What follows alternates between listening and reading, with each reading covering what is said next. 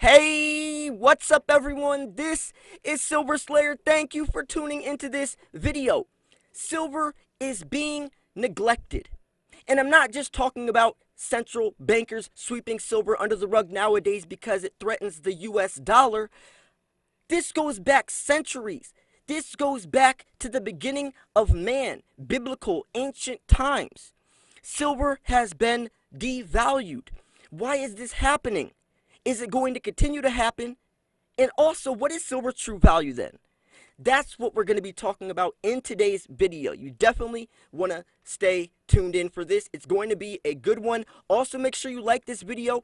See if this video can get 500 likes. Spread the message. Spread this video. People need to understand the true value of silver. Also, subscribe because I post daily videos. With that said, let's jump into it. So there's nothing really special about gold that puts it so much further ahead than silver, right? The gold to silver ratio is still around 72 to 1, meaning it takes 72 ounces of silver to equal 1 ounce of gold, which is crazy. It's actually crazy to think about because silver is the most highly conductive metal for thermal conductivity and electricity. Silver is used for everything in the technological world, especially the way we're advancing in technology with 5G technology, electric vehicles, solar panels with the green revolution, especially with Joe Biden. Silver is used in everything. So why is gold king? Why is gold 72 times more expensive or more valuable than silver is? Gold doesn't do much. It's used for coinage, for bars, for jewelry, but in electronics there's very minimal amounts of gold. So it's not like we really need gold. I used to always say, precious metals aren't valuable just because they're shiny, but it almost seems like that's why gold is valuable. Not silver, but gold is more of a commodity, silver is more of an asset. So this dates back to biblical times. This all started when the gold to silver ratio was 2.5 parts silver equals 1 part gold. So that's the earliest gold to silver ratio that was ever put into the air. This was the first gold to silver ratio that ever existed, meaning that gold was 2.5 times more valuable than silver. But why did they come up with that ratio? What made them realize that gold was 2.5 times more valuable than silver? I mean, if you study back then, they thought silver was magical. Silver could purify their water. It responded to other elements like no other metal did. So you would think that silver would be as valuable, if not more valuable, than gold is. Now, this does go into play with how much it comes out of the ground. Back then, I don't think they had the tools to really understand the ratio from a global concept of how much silver is in the dirt compared to gold. But now we know that it's around 8 to 1. And if we're actually talking about how much in the Earth's crust, it's around 16 to 1. But how much we dig out of the ground is roughly 8 to 1. Now this means one of two things. Silver is either not being dug up, or gold is just found a lot more often. People aren't focusing on silver. Silver mines are being abandoned. Gold puts money in the miner's pocket, and that's why they focus on gold. This also will consequate to a huge silver shortage. And also, not only a silver shortage, but as the demand keeps rising, people aren't going to be able to get their silver. Demand for silver is rising, but the supply is falling. But anyways, let's get back to this timeline. So the first gold to silver ratio was 2.5 to 1 from biblical ancient times. And then it was always around 8 to 1, right? And that's good because this is what it comes out of the ground. Silver's price compared to gold's price should be 8 to 1 because that's what it comes out of the ground at. That's the rate it comes out of the dirt. So then, as history goes on, the ratio went as high as 16 to 1. And that was an extremely high ratio because previously it was 8 to 1. Now, this is the time that people realized that gold was royal. Gold for the kings. Gold is, this is where people had that glorious, that perspective on gold as the royal metal, right? Still, though, the ratio is extremely low compared to today's time. So 16 to 1 is high, but it's still extremely low looking at it from today's perspective. Then what happened? Well, there's one event that happened in the 30s when FDR was in office that changed everything. This changed everything. In the 30s, the gold to silver ratio was 16 to 1. FDR got in office. He changed the ratio from 16 to 1 to 75 to 1 overnight. Overnight, the ratio was changed from 16 to 1 to 75 to 1. He single-handedly devalued, defaced silver. Single-handedly. And it never caught up after that. A couple times, like in the 80s, maybe 2011, the ratio stooped to somewhat low levels. But besides those two times when silver was $50, it's never recovered from that. Now, why would the gold to silver ratio be pumped up so high? Well, you got to think about a couple things. Gold still is used as a reserve currency from central banks as a backup supply of quote-unquote money. Silver isn't.